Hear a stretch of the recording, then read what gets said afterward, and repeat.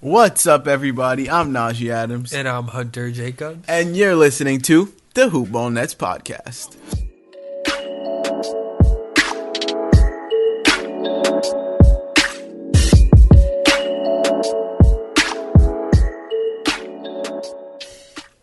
So this episode, it's pretty packed, this episode. We're going to talk about the Rockets game, the Magic game, the Kings game that they just played today on Martin Luther King Jr. Day. We're going to answer some listener questions, which we just started doing. So make sure you guys send us in questions on Twitter at HoopBallTweets. Talk about the Brooklyn Baller of the Week and whether or not the Nets should sign Carmelo Anthony. But before we get into all of that, make sure you guys go leave a review on iTunes. Make sure you go subscribe to us on iTunes. You can look up Brooklyn Nets, Hoop Ball Nets, Hoop-Ball Nets, anything you want. We'll be there. Make sure you subscribe.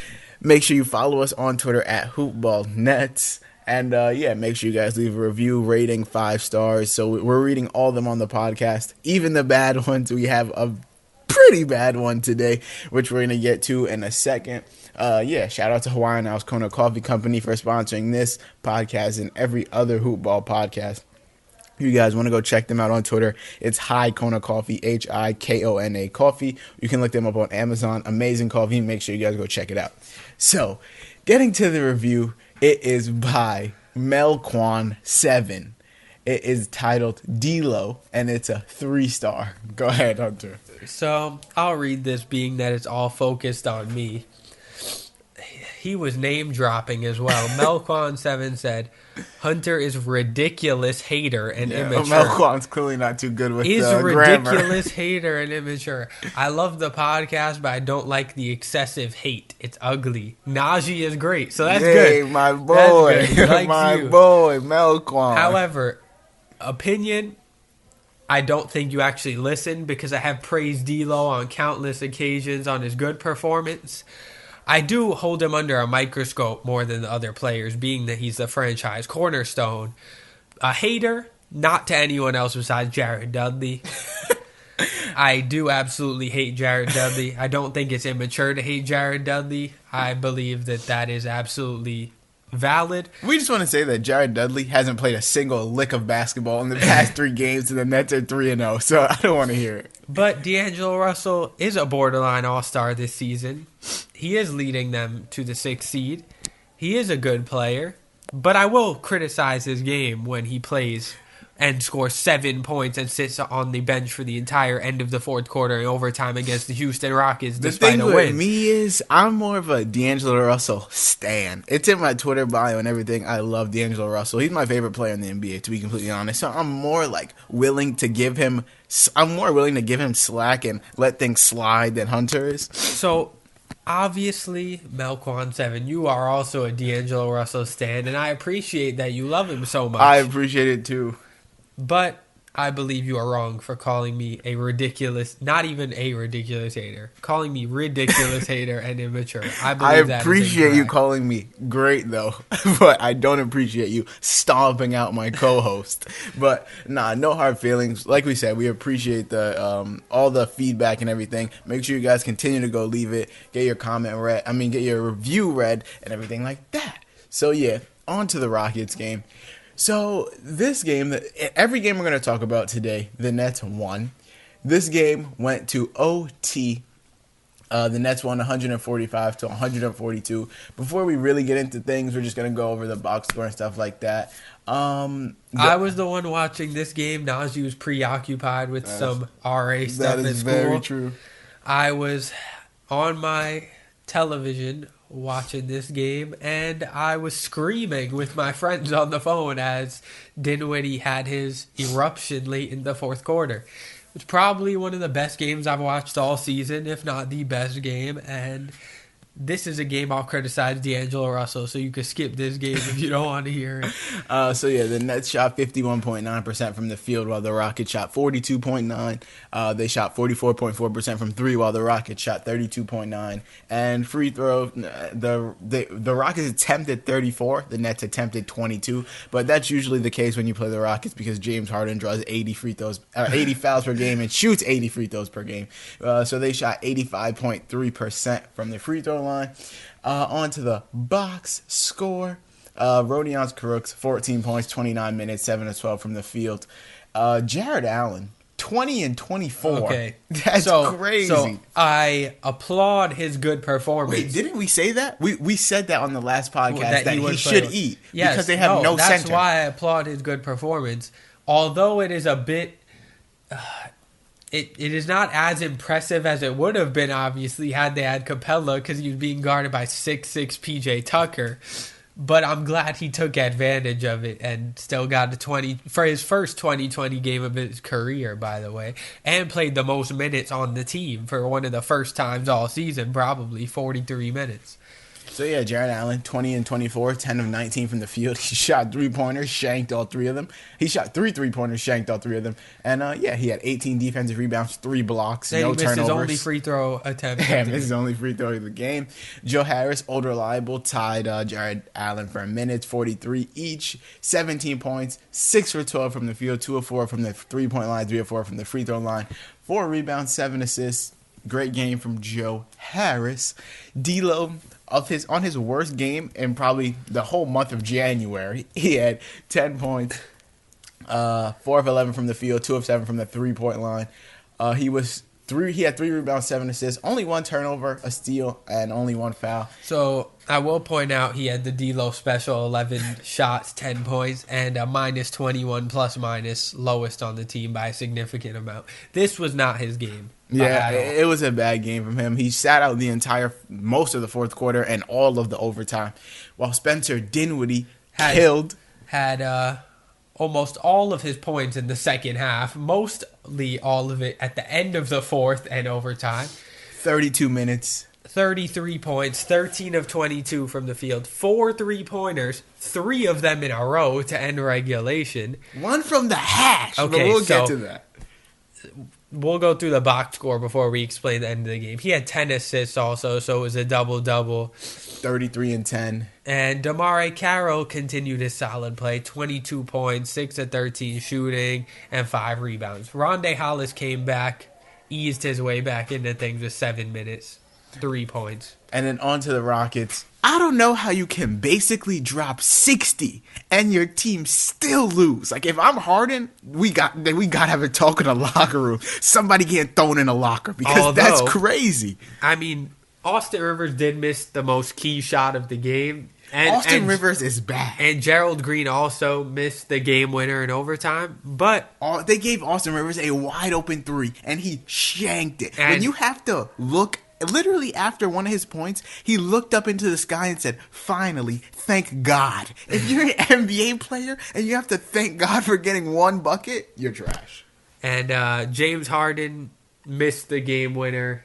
Well, no. He missed the game winner with Treveon Graham locking him up with 8 seconds left. Well, he took the shot with about 2 seconds left, but Dinwiddie hit his hash mark 3. Yeah, before we run down the game really quick, let's just go over the Rockets box score. Eric Gordon, 20 points, 6 of 11. He shot injured. 4 threes. Yeah, he got injured. PJ Tucker, 20 points, 7 of 12. He hit 3 threes. Austin Rivers, 5 of 14. Garbage, 5 rebounds, 6 assists. You don't like Austin Rivers, clearly. Nah, I'm not a big Austin Rivers fan. Gerald Green, 40 minutes. 15 points, 5 of 15 from the field, 5 rebounds. He was 5 of 15 from 3. He shot all of them. That's crazy. All of his shot attempts were from 3. Every shot he took was a 3. He took 15 threes. Harden took 19 threes and hit 5 of them. And he was 16 of 34 from the field. He shot 23 free throws. Harden shot 23 free throws, had 10 rebounds, 6 assists, 4 turnovers, almost fouled out. But yeah, Harden had 58 and 10. But 23 free throws is sick. Like, that's more than everyone else on the team combined. Well, Gerald Green and Harden combined were 10 for 34 from 3. 10 for 34.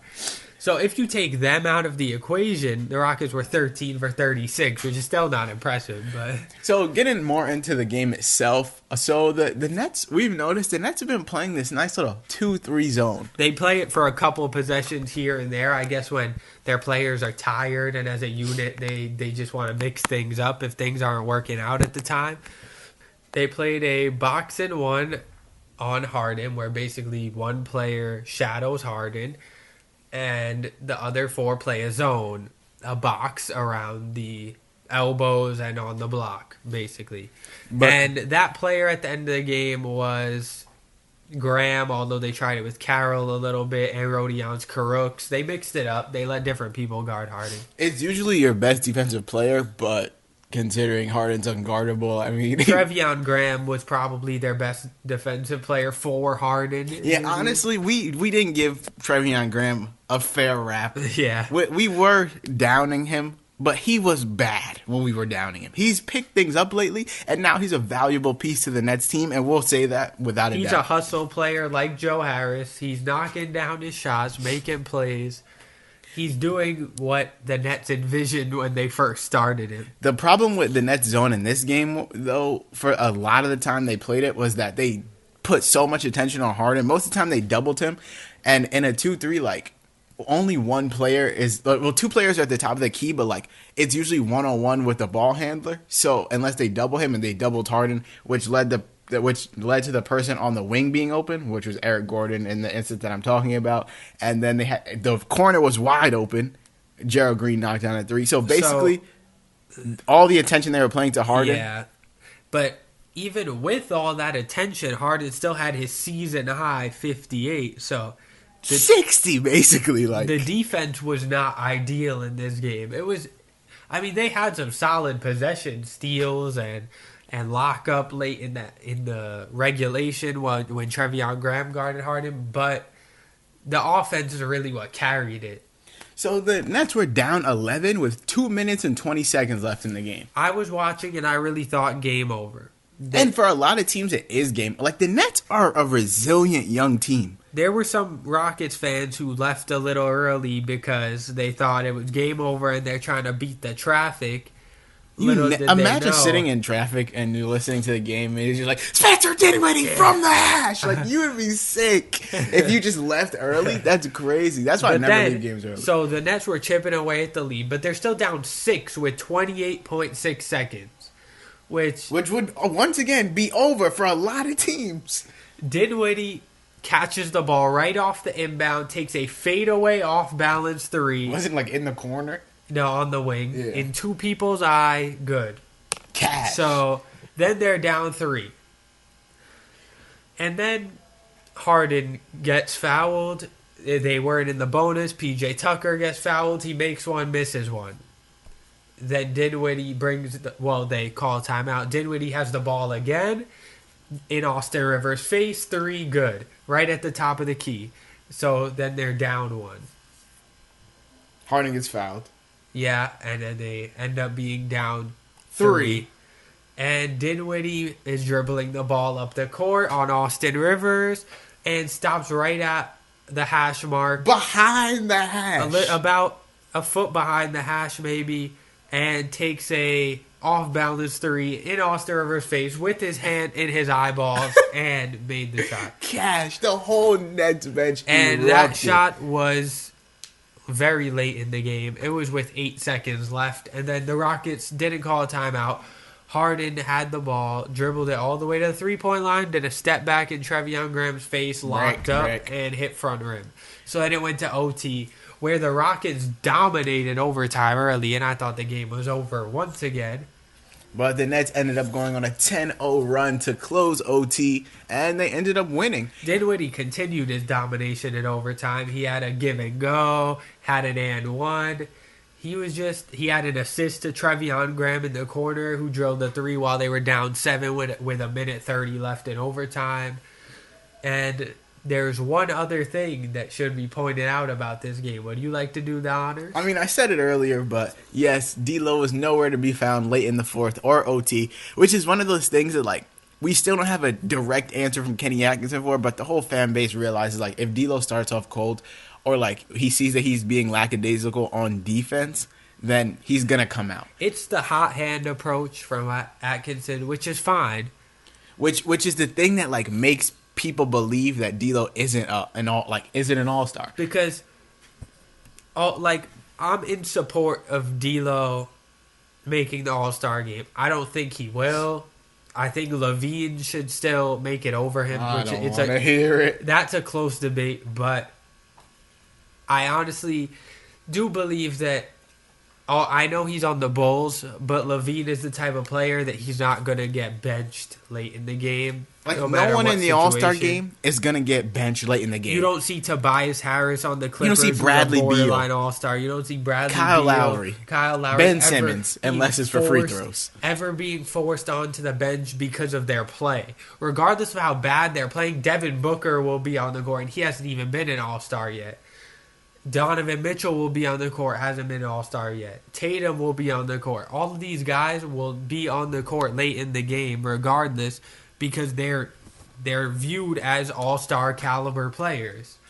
D'Lo is that caliber player, but is not given treated like it. Yeah, he's not given that type of respect by his coach yet. The thing is, like, everything's all fun and games. Kenny Atkinson is praising D'Lo when he's dropping 30 and 40 and 29. But when he has a bad game, it's like, oh, let's sit him on the bench, play him 23 minutes. Like, no, like, you have to take the good with the bad. And Kenny Atkinson, for as much crap as we gave him in the beginning of the season, I'll say he's been a phenomenal coach as of late.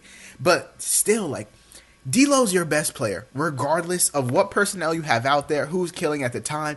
D'Lo is your best player. If he's 2 for 7, leave him in there. I'm sure Harden starts games 2 for 7 all the time and ends with 40 points. Like, it just happens. Players go on runs, and if D'Lo's not in the game, he can't go on a run. And we know when D'Lo gets hot, he gets hot, and he can do that at any point in time. But on to the Magic game. The Nets also ended up winning this one. They won this game 117 to 115. Yet another close game that the Nets pull out. So that's encouraging to see from a young team like them. This one was D'Angelo Russell's game. Career high 40 points. But we'll get into that later. Exactly. The Nets shot 45.4% from the field, which was actually worse than the Magic, who shot 50%, clean 50%.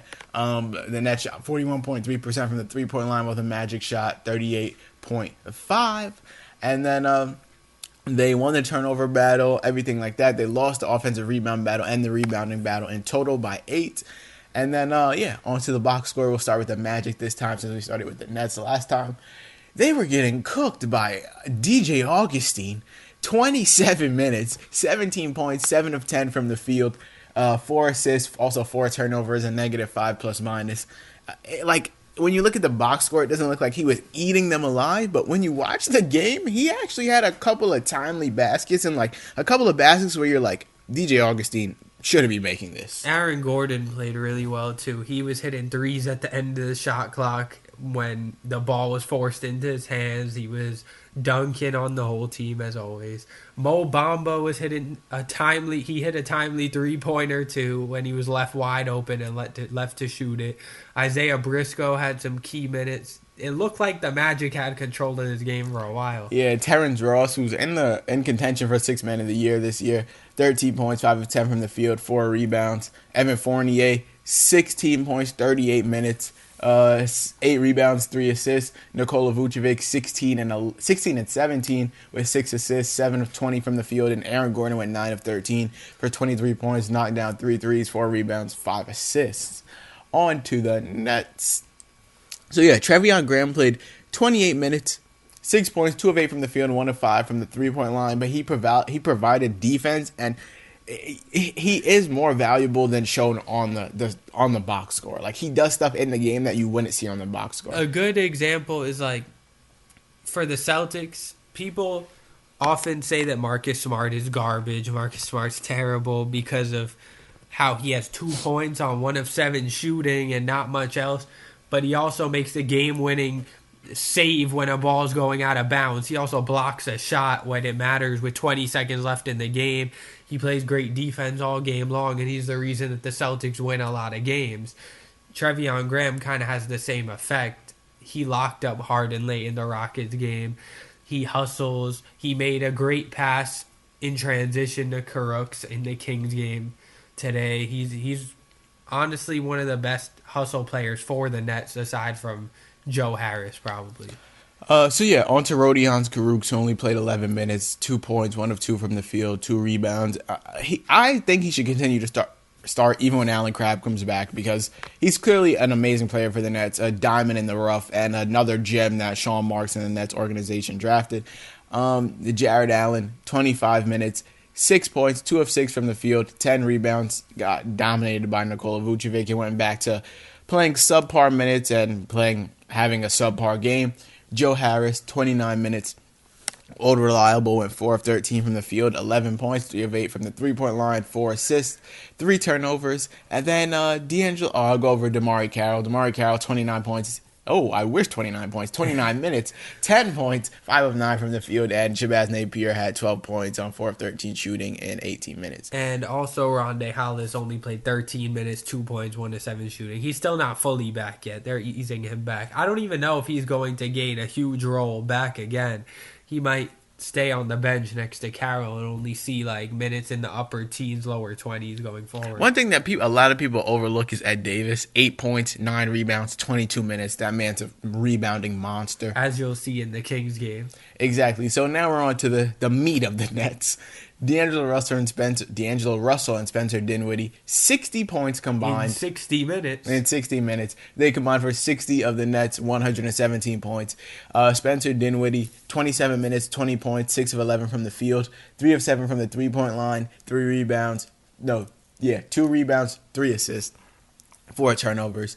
D'Lo, team high, 33 minutes, 40 points. Career high. Yeah, ties a career high. 16 of 25 from the field. He had 8 of 12 three-pointers, 7 assists, 1 turnover, 1 steal. One thing I do want to mention is that he has been limiting his turnovers lately while getting 6 or 7 assists per game, so that's great to see from him.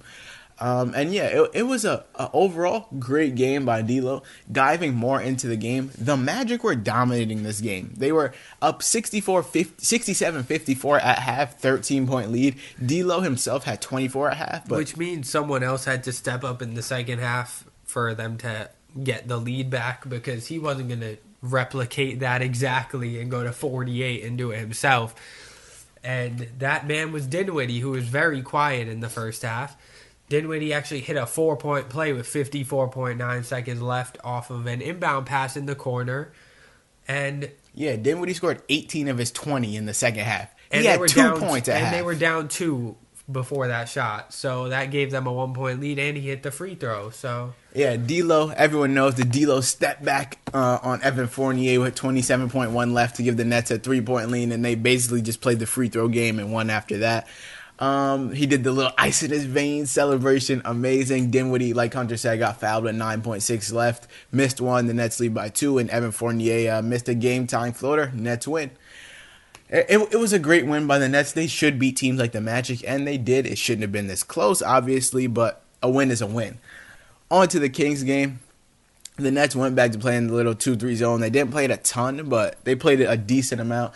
And before we get into the total game, to the box score, the Nets won 123-94. They blew the Kings out in the fourth quarter. I will say, Iman Shumpert had an absolutely horrible game. It is one of the worst showings by a basketball player I've seen in a long time. I watched him miss about 3 wide open layups that he hit clean off the backboard.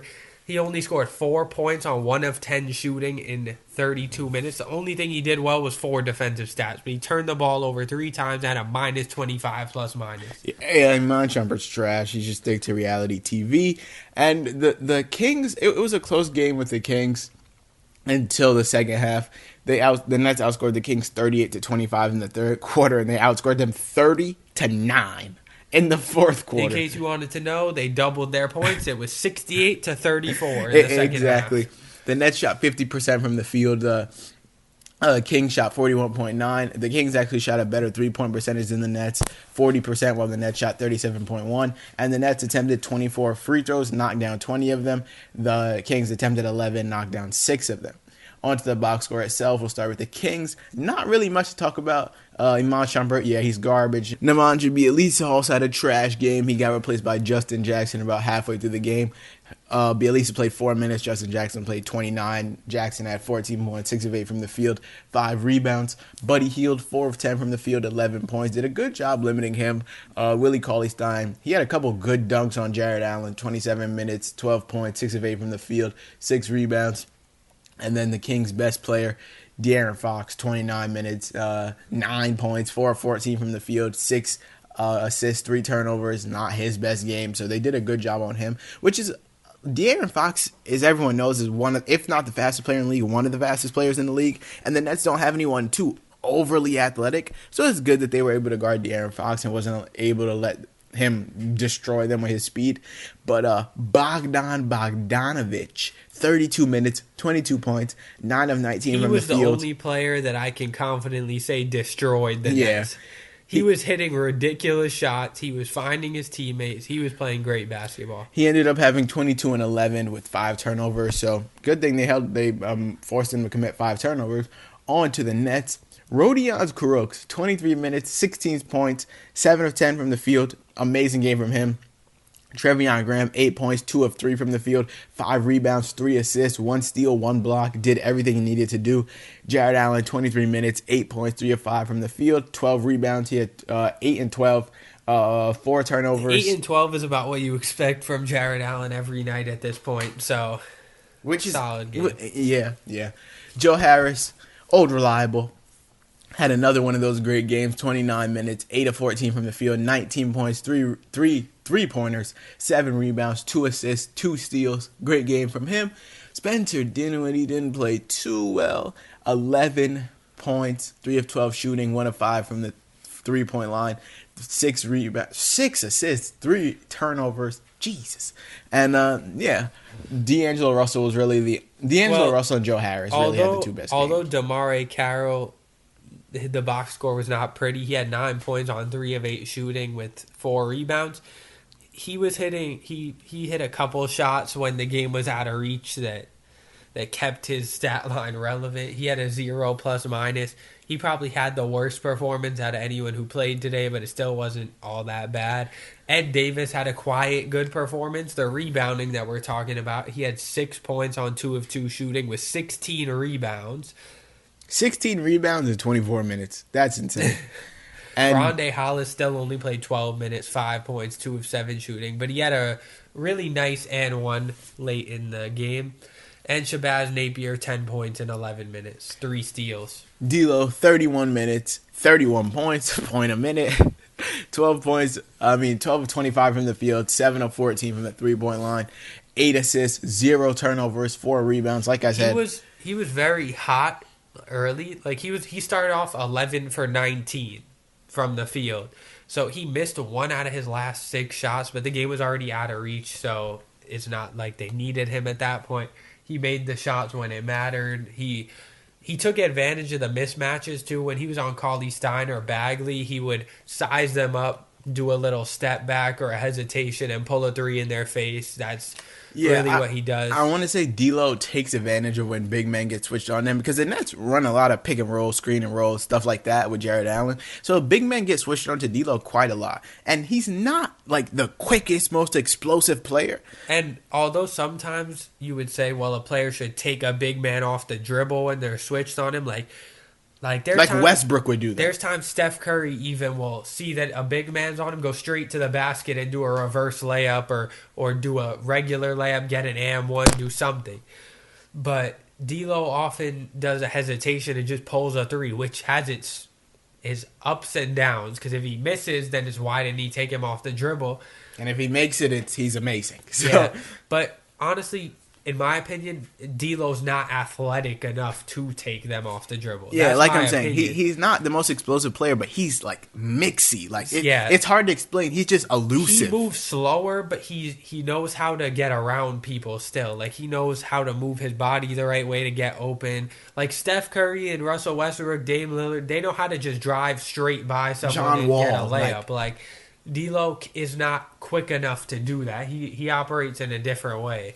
And another thing about D'Lo, he made some good passes. Like there was one where he was sizing somebody up. Karuk's cut to the basket. He looked it straight into his hands. A wide open Rodion Karuk's dunk. He made another one to Jared Allen. And he made another one to Napier. It was just amazing. He was mic'd up this game, and certain things When players are mic'd up, a lot of the time I don't watch it because they just say whatever they feel like saying. But with D'Lo, it was very clear he's taking a leadership role on this team. He was saying a lot of good pass, and I saw him and Caris LeVert standing next to each other on the bench at one point after Rodion's Karooks made a layup, and D'Lo looked at Caris and was like, "Roddy's really good," and Caris was like, "Yeah." They were basically praising him, and it's good to see the best players on the team praising their second round pick. Exactly. Now starting. And it's the main thing with D'Lo coming over from the Lakers is that he's not a leader. He plays too many games. He's a jokester. He doesn't take this serious. So to see that he's actually taking this serious at 22 years old, he's the leader of the Nets. And for that to show, that's a big thing. And I just want to say the Nets are 10-1 at Barclays over their last 11, and this 17-5 in their last 22 overall, which is the best record in the NBA in that span, and their best 22-game stretch since 2014 when they had KG and Paul Pierce and Darren Williams. And shout out to Anthony Puccio for putting us on to this. There was their 25th win of the season. They didn't win 25 games until game number 76 last year, which was on March 31st. It is currently January 21st, and they have the same amount of wins as they had last season. 2 months ahead of schedule. Exactly. And one last thing about D'Lo. It was his 8th 30-point game this year, and he had 7 in his entire career prior to this year. So he's already overdone his entire career 30-point games in this one game. Season. In this one season, I imagine.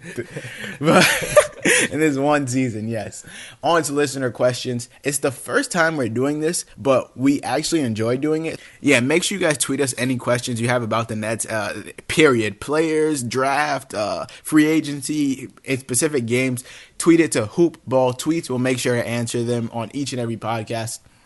But yeah, we have 3 questions from one Fradel_P on Twitter. He says, when is LeVert coming back? And there's really no answer to this because there hasn't been an official timetable, but Kenny Atkinson said he's progressing nicely and he's done about everything but 5-on-5 work. So, and he's been seen shooting around. He's always on the bench.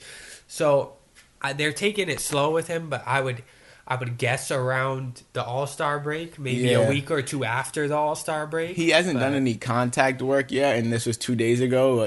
We say the middle of February, definitely after the All-Star break, definitely in time for the playoffs, should the Nets make it, which they should.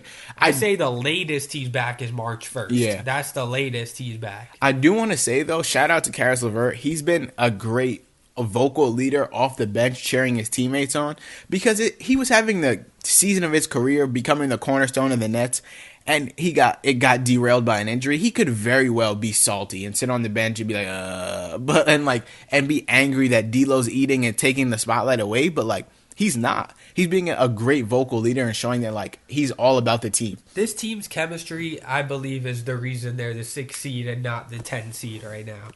Their chemistry is probably top 5 in the game. That they are all friends on the court. You could tell.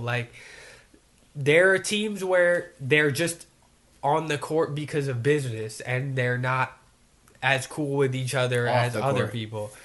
But the Nets seem to have that chemistry with one another. Yeah, Kenny Atkinson said the other day, their players walk the streets together, they go eat together, they're legitimately friends. Outside of basketball, they're good friends, which only adds to your chemistry on the court. On to the next question from TheJuice2122, aka Mike, on Twitter. With LeVert on his way back, is it time to trade D'Lo while he's hot? Okay. There are 2 takes to this. If you meant fantasy, we have a lot of insight to this. Yeah, because Hoopball is a fantasy website, primarily. So we don't know if you meant fantasy or real life. We're going to answer both. Okay, if you mean real life, there's a quick no in our opinion. We believe D'Lo and LeVert can thrive next to each other. It will solve their guard issues with Dinwiddie behind them for years to come, and they'll have to focus on the forward positions. Yeah, that's like saying when Joel Embiid was out, oh, since Ben Simmons is eating and Joel Embiid's injured, should we trade Ben Simmons? Like, no, they can both eat simultaneously. Like, it just makes the team better. But if you meant fantasy, I believe you can move D'Lo because his production might slide a little when LeVert comes back. It's not a guarantee he stays this hot, putting up 30 points on every other night. But if you want to buy low on guys like Middleton, Marc Gasol, Victor Oladipo, who have had a horrible 2 weeks and are bound to turn it around, then go for it. Yeah, Oladipo, Gasol, and Middleton are all outside of the top 30 over the past 2 weeks. But, so yeah, if you want to buy low on someone like that with D'Lo, then go ahead for sure. Or if you want to match his value and get someone like Donovan Mitchell, who you know will produce all season and will not have a wrench thrown into it, other than an injury, then sure, go get it. Or you can get multiple guys who are borderline top 50, like if you want to pool together Jason Tatum and Pascal Siakam and trade away D'Lo and somebody on your team, then that works too. I mean, he shouldn't be untouchable in fantasy. Like, he's not the greatest fantasy player to own. He'll have his ups and downs. But in real life, I do not think there is any reason the Nets should trade him. And on to our last question. It's from Nico with 3 O's. So Nico Rocha on Twitter. What's the ceiling for D'Lo? So, the other 2 questions were great, but I have to say this was my favorite question because you could do so much with this question. We could talk about this question enough to make a whole nother episode, but for now we're going to give our player comparisons and say basically what we think D'Lo can do on top of that player. So you go first. Okay. So my player comparison's basic. I'm not going to lie. It's not that I didn't put a lot of thought into it. I really do believe this. His player comparison for me is Harden. So when he was coming into the league, that's what a lot of people, when he got drafted, that's what a lot of people compared him to. And I'm not saying he's going to be going on this streak of dropping 40 for a month, but like the caliber of player Harden is, I do think he can match it. D'Lo's 22. When Harden was 22, he averaged 16.8 points, 3.7 assists, and 4.1 rebounds on 49% shooting in 31.4 minutes. It was his last year in OKC. D'Lo this season is averaging 19 points, 6.4 assists, and 3.7 rebounds on 44% shooting in 29.5 minutes. Now, the thing that is skewed in that is that Harden took 10 shots per game, and D'Lo took 17. And D'Lo takes 17. So Harden's clearly the better player at this point in their career. But Harden didn't become super nice until he was like 20, until he was 23, 24. And I feel like D'Lo could average 20 points per game this year. And he probably will, to be completely honest. So next year, there's no doubt that he can take a next step and get to 22. The year after that, 25. He could be 26 and average 27 points per game. And at that point, like, he's a perennial all-star. I personally feel like he can be a 8-time all-star and the A1 option, the number 1 option on a championship team. So I think his ceiling is through the roof. Sky's the limit for D'Lo, in my opinion. Okay, so I don't believe he can be a number 1 on a championship team like Najee does. But I do have high expectations for him. I do think he can do a lot. I do think he can make the All-Star game every year. And my player comparison is Paul Pierce. So I know Paul Pierce is a small forward. They're actually only 2 inches apart in height. Neither of them are overly athletic. And they both have a pretty smooth jumper. They're both primarily shooters and leaders of their team.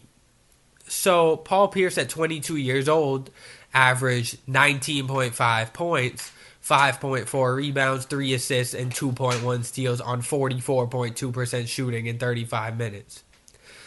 He averaged 0.5 more than D'Lo, 3 less assists, 2 more rebounds, and the same percent in 6 more minutes. So they were very similar at this point. But Pierce ended his career with 10 All-Star games, 4 All-NBA selections, and a championship, and he was Finals MVP. So if D'Lo ends his career with that, I'll call it a success. I don't think he's going to obviously match this exact. That's almost impossible. But I could see him having a couple All-NBA selections, being a double-digit All-Star, and maybe winning a championship if he winds up on a good team. And I do want to say shout out to Hunter, because when you first think of Paul Pierce, you're like, well, Paul Pierce, why would D'Lo relate to Paul Pierce? But like when he explained it to me, I said that same thing. But the way he explained it, it makes sense. Like my comparison Harden, people are like, okay, yeah, it looks like Harden, yeah, it could be Harden. But like Paul Pierce is one of those things where you're like one of those players to compare to D'Lo where you wouldn't usually think of it. So shout out to Hunter. But yeah, that's it for the listener questions this week. We want to answer more and more, so make sure you guys tweet us at HoopBallNet. More listener questions. On to the Brooklyn Baller of the Week. I don't think there's any type of doubt in this scenario. It's D'Angelo Russell. He actually won Eastern Conference Player of the Week. He is the Brooklyn Baller of the Week, which officially means I don't have to write anything on my chest. Yes. So there we go. I mean, hey, if LeVert comes back and beats him by the end of the season. Over the past month, D'Lo is averaging 30, which is 13 games. Over the past 13 games, D'Lo is averaging 30.9 minutes per game, 23.6 points, 3.5 threes, 3.8 rebounds, 6.8 assists, a steal on 48% shooting. 95.7% from the line. There was a stretch where he made 24 straight free throws. And, on 2.8 turnovers per game, which is obviously the most on the team, but most of the time point guards do average the most turnovers on the team. There's no doubt in my mind D'Lo is, in anyone's mind, that D'Lo is the Brooklyn Baller of the Week. Amazing stretch by him. Hopefully he can keep it going. And for the last segment of this podcast, we just want to talk about Carmelo Anthony. He was waived by the Rockets, so he has to clear waivers right now before he hits free agency. And if you didn't know, the Nets waived Kenneth Faried. Our guy, the Manimal, he went to the Rockets. Who we wanted to play over Dudley, but instead he's now on the Rockets. Exactly. So the Nets do have a roster spot, and we want to talk about should the Nets get Carmelo versus will the Nets get Carmelo, because they're two very different things. Just so you know, Faried on the night in his first game at Houston had 13 points and 6 rebounds on 5 of 7 In shooting. how many minutes? 23 minutes. Exactly. Perfect. So good game for the Manimal. Outplayed starter Nene Hilario. I don't think anyone ever called him Hilario, just Nene. I mean, but his last name is Nene Hilario. But yeah, should the Nets get Melo versus will the Nets get Melo? We'll start with will the Nets get Melo. Will they? I don't think so, but you can make the case. Like I saw Bleacher Report say that since Melo's from New York, his family's in New York, he can't go back to the Knicks. The main contenders are the Nets, the Lakers, and the Blazers. Fit-wise, the Blazers win. Friend-wise, the Lakers win. Yeah. Hometown-wise, the Nets win. So yeah, it's random. The thing with the Lakers is they don't want to clear a roster spot to sign Melo, and the Nets already have a roster spot, which they could just swoop Melo right into. And Jared Dudley's out right now, so he'd serve as that veteran presence. But I just don't think it'll happen. I don't know what the point would be. And I also do not like Melo in this present day. I do not believe he will really help. I don't think he will provide better value than anyone that plays right now. Yeah, so now we're getting to should they get Melo? Absolutely not. Kenny Atkinson and Sean Marks are very thorough and very serious about their culture, and they don't want some 30-plus-year-old player coming into who thinks he's still in his prime to come in and take every shot when that's just not the culture of the Nets. They're a team-based team, as weird as that sounds. They have incredible chemistry, and adding a player like Melo who's going to want to take 15 shots per game is going to mess that up. And all he takes is threes, which will obviously mesh with the Nets because they take a ton of threes, but Melo missed. Let's be honest. Melo's trash. There's no reason for the Nets to sign him I do believe he would actually be a good fit with the Blazers, though, being that their small forward is Maurice Harkless. Sure, let him go to the Blazers and mess them up. But he's not coming over here to Brooklyn. But, yeah, guys, that'll do it for this episode. We went super long, 45 minutes, but we tried to get more into the games themselves, which you guys asked for, so I hope you enjoyed it. Make sure you go follow us on Twitter at HoopBallNet. Make sure you tweet us questions. Make sure you tweet us anything, basically. And make sure you follow us on Twitter individually. I'm at Najee Adams _. If you don't know how to spell Najee, it's Najee Adams _. Hunter's at Hunter _JKR on Twitter. Make sure you go subscribe to us on iTunes. The Hoop Ball Nets podcast.